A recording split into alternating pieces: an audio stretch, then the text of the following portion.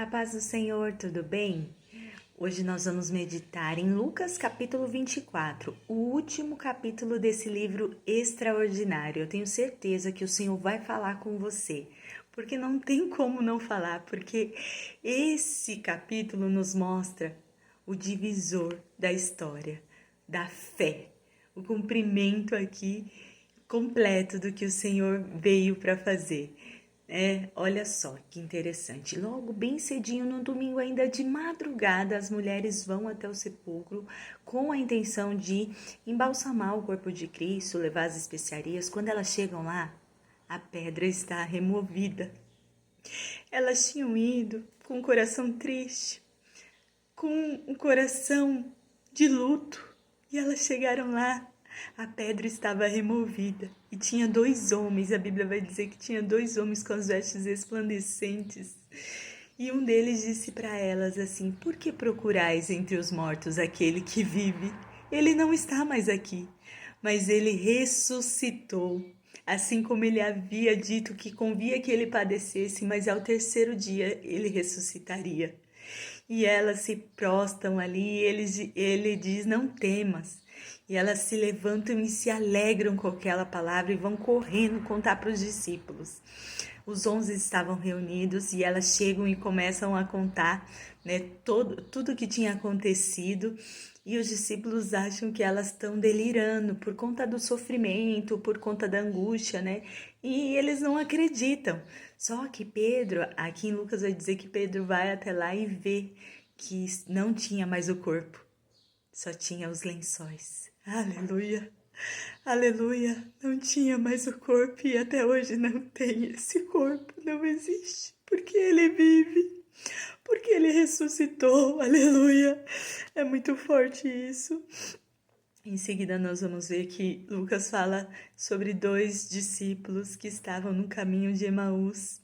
E ali eles estavam conversando sobre todos os acontecimentos que ocorreram em Jerusalém sobre Jesus. E eles estavam tristes com tudo aquilo. E aconteceu que apareceu o próprio Jesus do lado deles. Só que os olhos deles estavam encobertos para que eles não reconhecessem Jesus.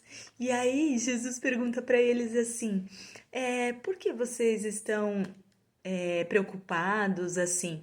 Aí eles falam: você não sabe o que aconteceu em Jerusalém nos últimos dias? Nós servíamos ao Mestre Jesus, que foi grande profeta, realizava muitos milagres, homem de Deus.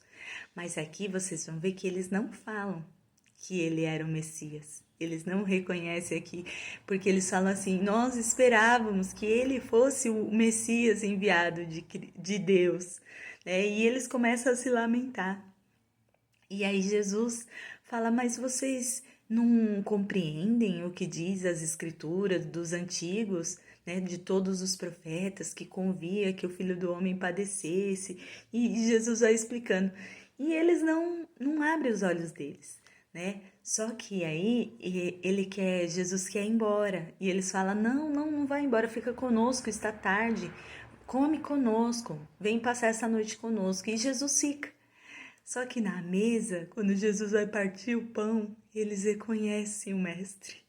Eles reconhecem pela forma como ele parte o pão. E a Bíblia vai dizer que no momento que os olhos deles foram abertos, o Senhor desapareceu. E aí eles começam a falar: ele era Jesus. Porventura o teu coração não ardia quando ele falava aquelas palavras? Eles conversando entre si. Como não ardesse o ressurreto?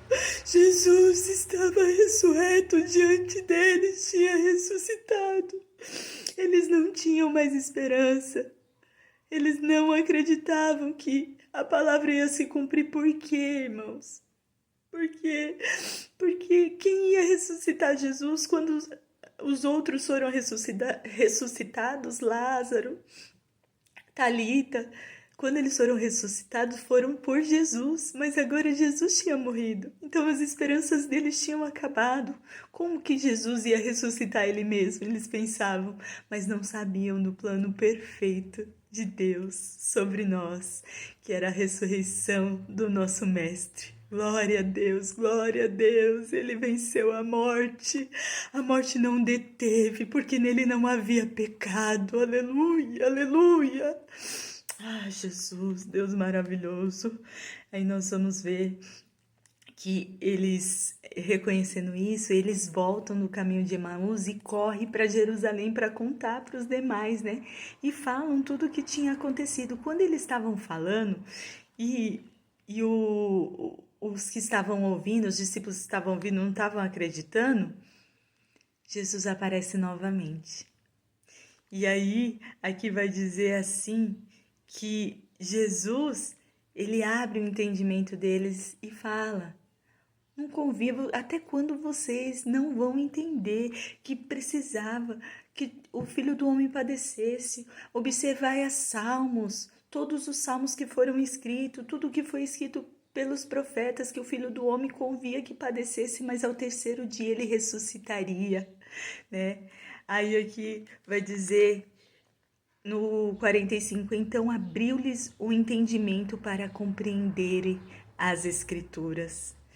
E disse-lhes: assim está escrito que convia que o Cristo padecesse e ao terceiro dia ressuscitasse dos mortos.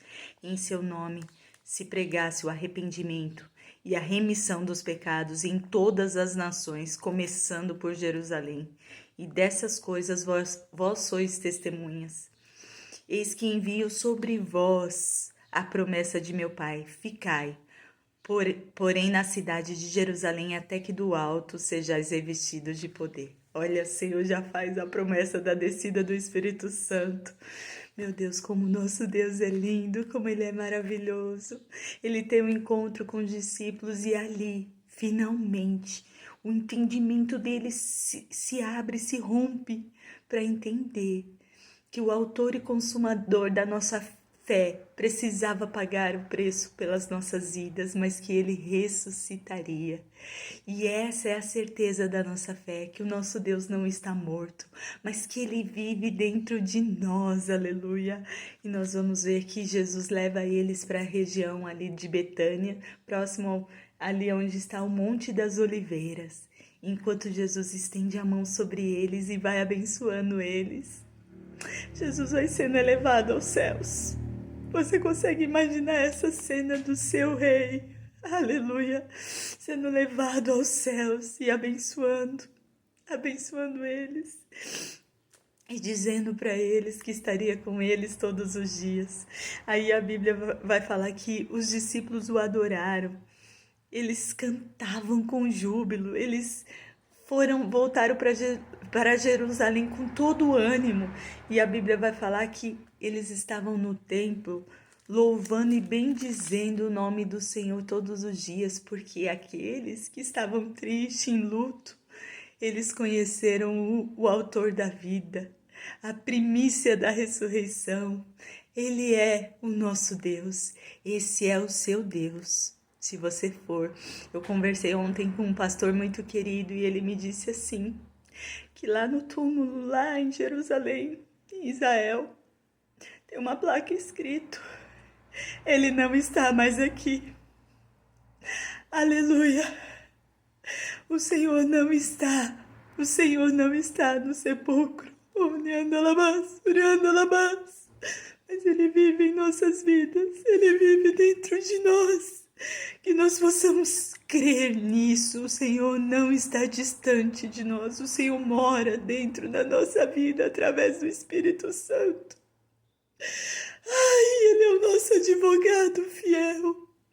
Que você possa crer que Ele não está mais aqui, fisicamente, mas espiritualmente Ele está todos os dias conosco. Então receba essa palavra e seja abençoado e confie que todas as palavras, assim como as profecias do Antigo Testamento, se cumpriram na vida de Jesus. Todas as palavras sobre os dias vindouros, sobre os últimos dias, sobre o juízo vão se cumprir. Você tem que crer que o Senhor tem uma vida eterna para você, esperando para você, mas cabe a você escolher se essa vida eterna vai ser de gozo e paz com Cristo, ou se vai ser de tormento e sofrimento com Satanás. Eis aí a tua decisão. Que o Senhor te abençoe e que você tome a melhor decisão da sua vida, colocando o Senhor em primeiro lugar. Deus te abençoe. Aqui eu encerro esse capítulo, esse livro maravilhoso de Lucas, que nos ensina que o Senhor Jesus é maravilhoso e que Ele é o Filho do Homem.